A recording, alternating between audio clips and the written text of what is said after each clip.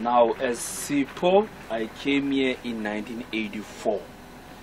All in all, I spent 5 years in prison, 4 years in Robben Island, and then the first one was spent in Durban. Durban is also my hometown. As 6 youngsters, we were arrested by South African security police. At the time, we used to operate as underground members of African National Congress. African National Congress is the one that has been led by Nelson Mandela for many years. So the first charge was about membership. The second charge, recruitment for military purposes. The third charge was about organizing campaigns of African National Congress and resources of African National Congress. So those were the 3 charges. We were arrested in a neighboring country called Lesotho, but we were arrested by South African security police. It means they will launch what used to be called cross-border raids on other countries, going to those neighboring countries, hunting down on political activists, sometimes even killing those political activists. In our case, we were arrested, we were tortured just like everybody else will be tortured. Unfortunately, we lost 1 guy. Out of 6, we lost 1 who was tortured to death. Yeah. Now, on my left, we do have a picture showing us the last political prisoners to be released from prison. These men were released April 27, 1991.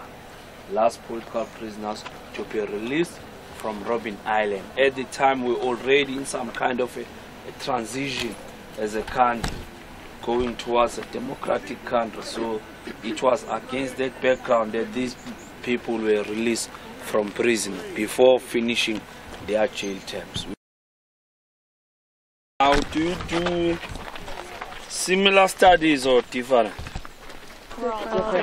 Okay. Okay. Now this is Maximum Prison. Maximum Prison was built in the early 60s as part of hard labor. It was also built by prisoners. Prisoners will be deployed here. Now, there is one thing that you must understand about Robben Island story. You'll find that in every given negative situation, the prisoners will always try and turn that around to their advantage. For an example, when it comes to our early informal education as Robben Island prisoners, it has to do with building the prison. Building the prison. As they were building the prison, during those days they were kept in the old structures that side. But that meant there is a lot of cement bag papers spread around the area because it was also a building site. Once they finished the section, they will occupy that section.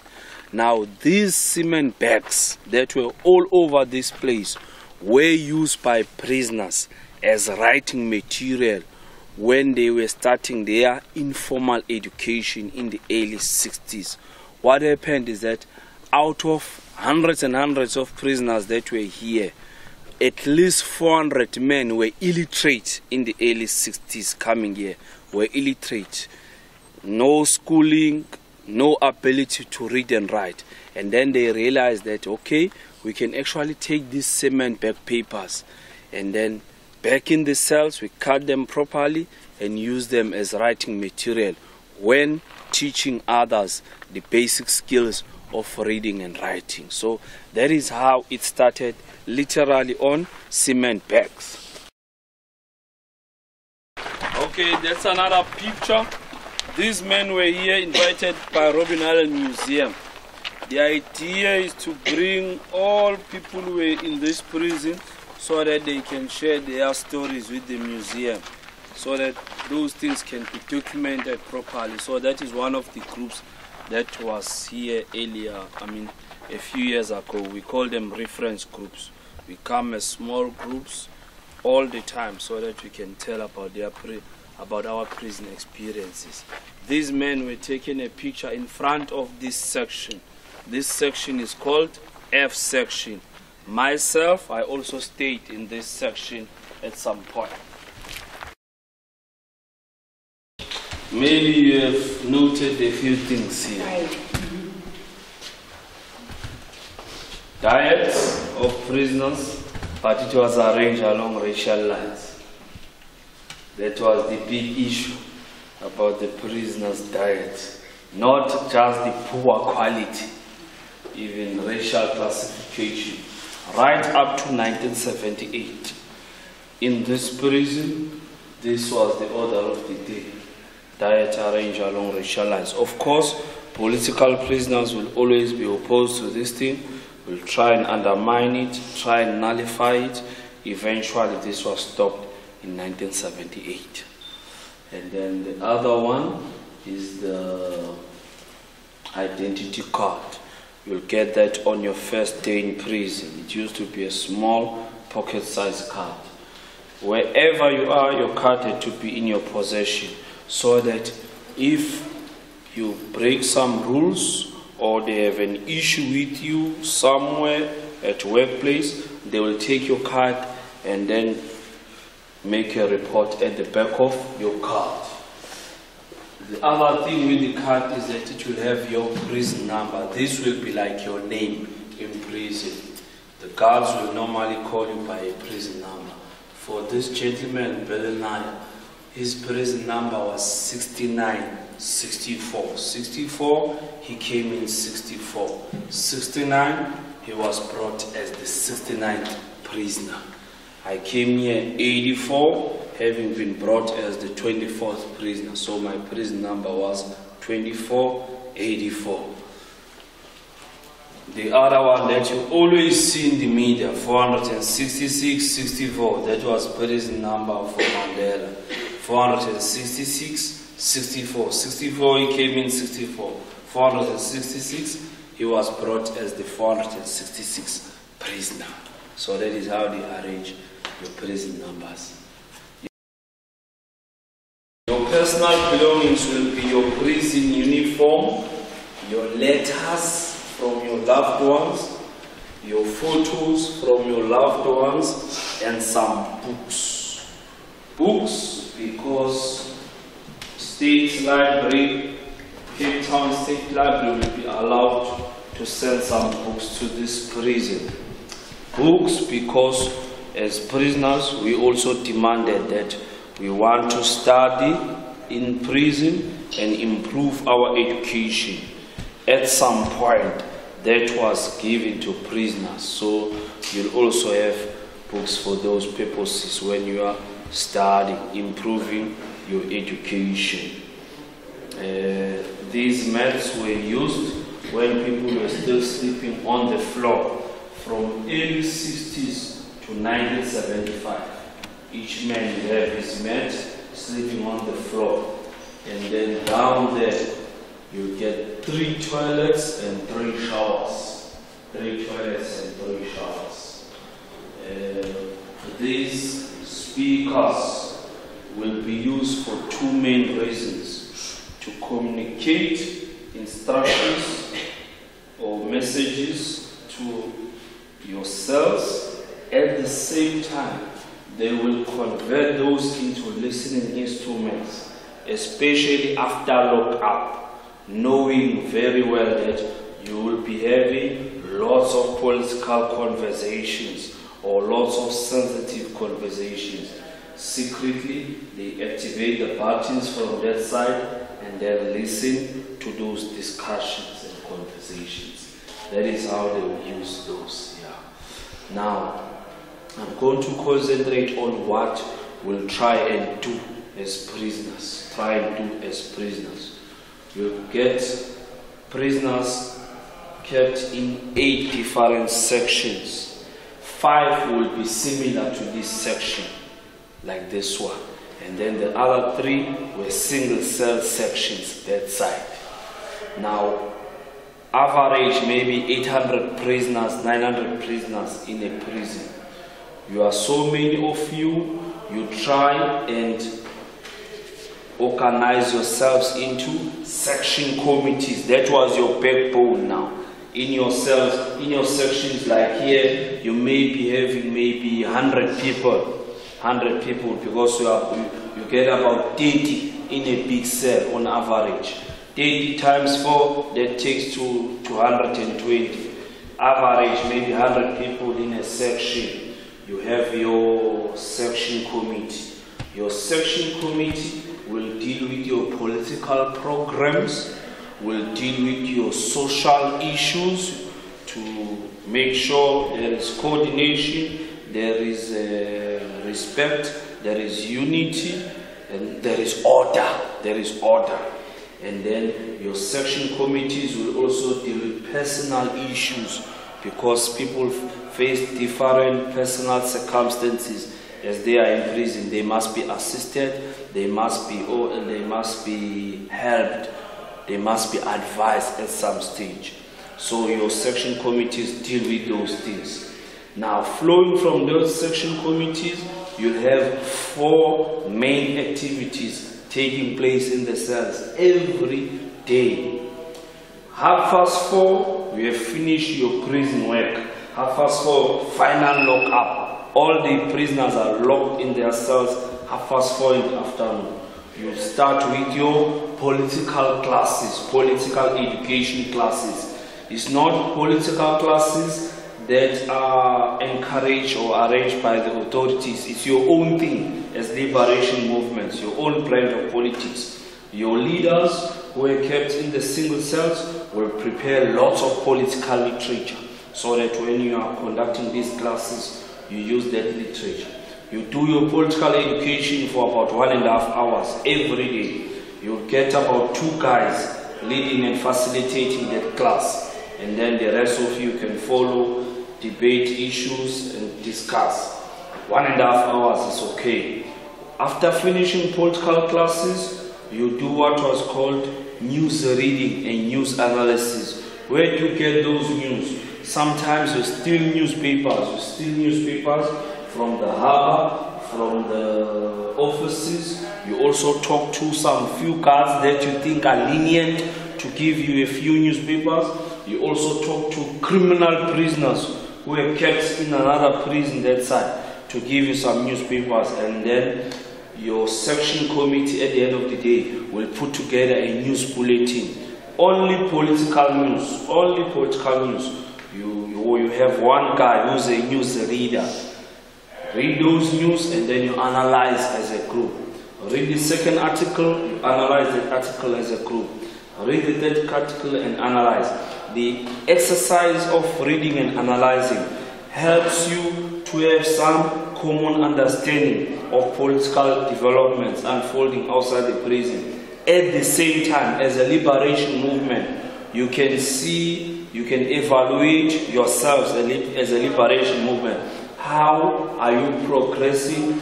Where are successes? Where are stumbling blocks? And so on and so on. Because when you analyze these political news, they all have to do with also your tactics and strategies as a liberation movement. The analysis, 30 minutes is just too long, 20 minutes is over. Then the third leg of your program will be cultural activities.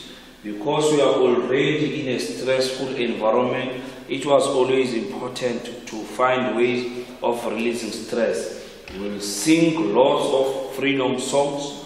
We will do your toi-toi, war dance. We'll do stage plays. We'll do poetry. We'll do gumboot dance, a little bit of traditional dance. You also have many young prisoners here. I came in prison at age 20. Once we have young people, there will always be some influence of popular culture. So even here, as you do your war dance, singing freedom songs, you will see elements of break dance. You will see a little bit of Michael Jackson shuffling dance moves. You will see those things all the time, because is also part of who you are as young people. You are not only concentrating, obsessed with the struggle against apartheid. You also deviate and do other things that are done by every other young person in the world. You will also see that in prison. When you finish that part, you then join your educational classes. I did my grade 12 in this prison. Somebody could be doing grade 10 or some diploma studies or some degree level studies. So you just break into small groups, you teach each other. All these things are arranged through your section committees. Of course, as people, you take lots of initiatives in the process, but at the end of the day, the responsibility will lie with your section committees to make sure that all these things happen in your cells. Yeah. So this is what we try to do for ourselves, and these are the 4 main activities that build us as people, that unify us, that will also uplift our morale and make sure that we also release stress. At the same time, it makes your job of handling your jail term a little bit easier, because you are always busy concentrating on these things. It makes it a little bit easier for you to deal with your jail term. I'm going to stop. If you have some questions, no problem, you can ask some questions. Yeah. Yes? Were there women also in prison here? Come again? Were there women also in prison here? No. They didn't bring female political prisoners. That's your question, eh? Yes. Yes. Now, because of apartheid, white political prisoners, females and males, most of the time they were kept in Pretoria.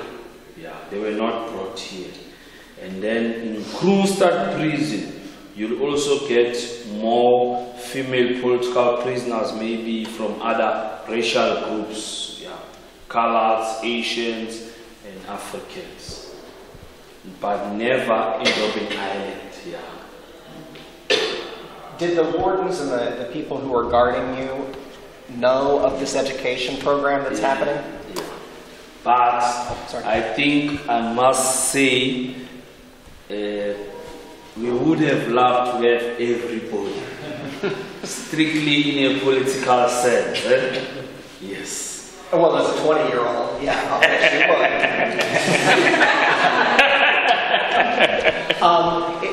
would. Were the guards aware of all this education that was going on? Yes. About what was happening in the cells, it was just an open secret. Everybody knew. The guards will know. They will try and stop us.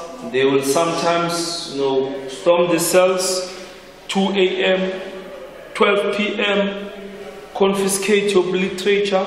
They will take those people for isolation punishment. They will beat them up, finding political literature, or sometimes even a portable radio. Sometimes we smuggle a portable radio, we'll keep it in the prison. We'll access ANC Radio Freedom or something else that is not state propaganda news. Yeah. So they knew what was happening in the cells. They will try and stop us. But we felt these things, political education and our brand of cultural activities is very important.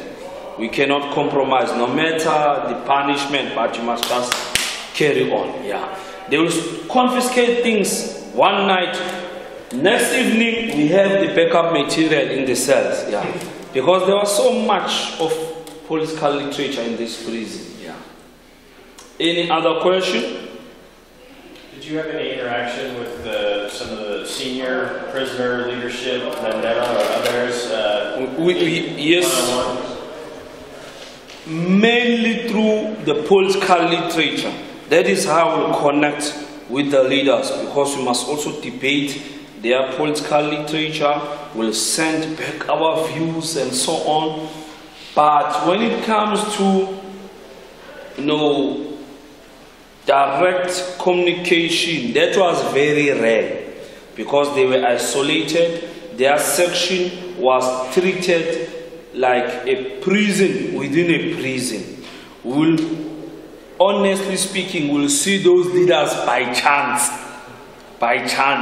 once in a while. But the people that will always be able to see those men will be the kitchen staff prisoners. Before we started the tour, they told me the young lady on my left here is Mary Benton, who was part of TRC. I'm sure she has talked a lot about that TRC, their role and so on. Now, I want to also do my little bit about that. TRC is the one that was like a glue to make sure that this divided society of South Africa group together in some corner where they will get some hope about where they were going.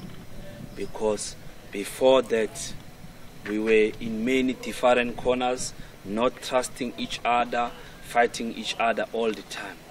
But once the politicians had done their work, had exhausted themselves, it was the TRC that had to pick up the pieces and say, now from here, we stand together here, cough out everything that we feel about each other, everything that we feel had been done by the opposing foes to each other.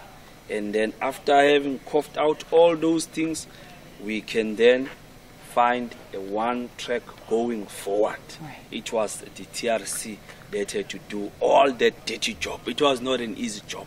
It was a dirty job because they were dealing with people who were killed. They were dealing with families that were dismantled by the government. They were dealing with individuals that were traumatized in many, many different ways. So, indeed, we will always look back to TRC as the institution and the structure that played a significant role in our transition to cementing our democracy. We already knew at the time that we are going to the democracy, but still there were lots of suspicions, there were lots of hesitations along the way, but TRC had to pick up the pieces, put together everybody, place them in one corner, in one room, and say, here you cough out all your feelings, all your emotions. Once you have finished that, honestly disclosing, you can then take your bags and go forward and take that route going forward to that democracy that you have been promised.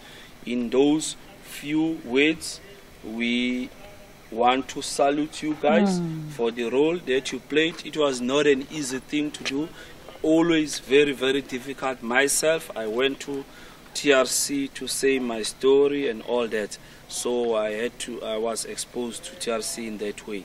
So as South Africans, we know they played a very, very big role in ensuring that we can move as a country, feeling that sense of oneness, feeling that sense that now nobody is an enemy. Everyone has coughed out whatever he felt about the opposing party. That was the role that was played by the TRC. None of the political organizations had the machinery, had the moral high ground to do what the TRC had to do.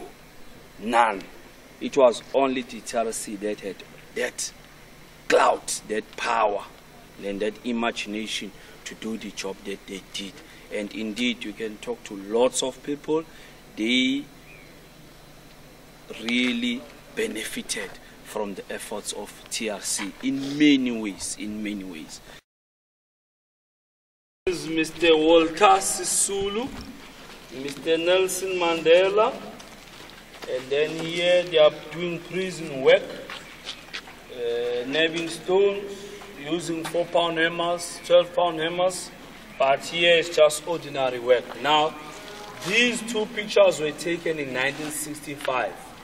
The government brought reporters from Daily Telegraph, but as a government, they also wanted to use that situation for propaganda purposes.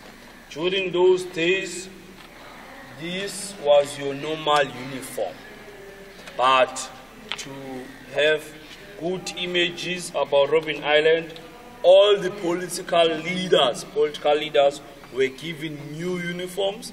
They were also given shoes so that everything is portrayed better on those pictures.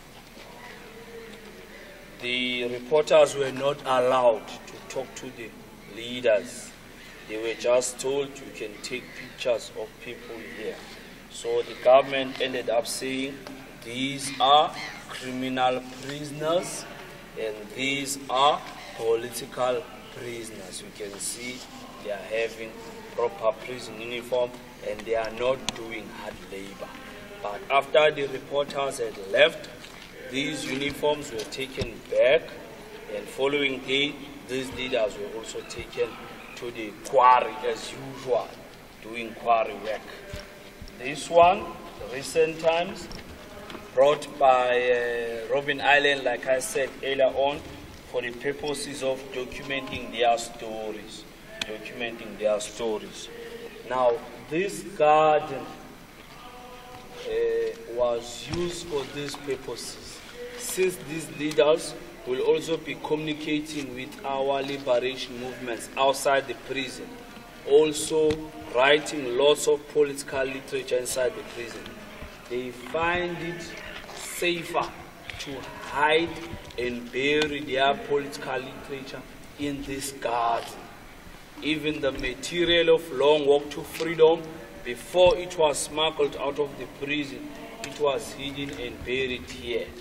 They will use cocoa tins, plastics, and bottles, and the material will be stuffed into those containers.